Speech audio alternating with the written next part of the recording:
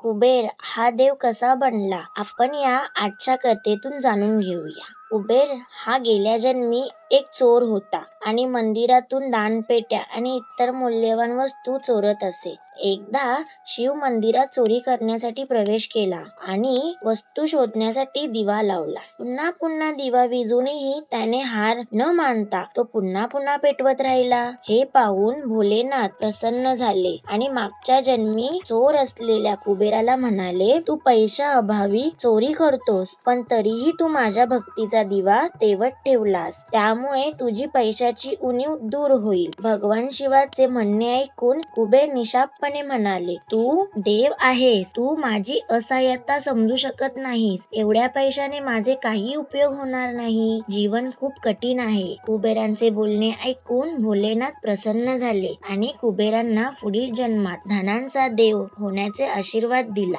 पुढील जन्मात कुबेरांनी माता लक्ष्मी, ब्रह्मा आणि शिवशंकर यांची खूप कठीण तपश्चर्या केली. कुबेरांच्या तपश्चर्येने प्रसन्न होऊन लक्ष्मीजींनी त्यांना अपार संपत्ती दिली आणि लक्ष्मीच्या विनंतीवरून ब्रह्माजींनी हा सर्व दागिना खजिना त्यांच्याकडे सोपवला आणि त्यांच्या रक्षणाची जबाबदारी त्यांच्याकडे दिली. तर शिवशंकरांनी त्यांना पूर्वजन्मात धनाची कमतरता भासू नये म्हणून वरदान दिले होते. अशा प्रकारे देवी दैवताच्या कृपेने कुबेर हे धनांचे देवता बनले. संपत्तीचा देव कुबेर हा शिवाचा द्वारपाल देखील मानला जातो. जेव्हा केव्हा कुठेतरी पुरातन खजिना गाडलेला आढळतो तेव्हा कुबेरांचे साथीदार म्हणजे सापांच्या रूपात खजिन्यांचे रक्षण करतात. तर मित्रांनो, अशा नवीन नवीन कथा ऐकण्यासाठी आमच्या चॅनलला लाईक, सबस्क्राईब नक्की करा. धन्यवाद.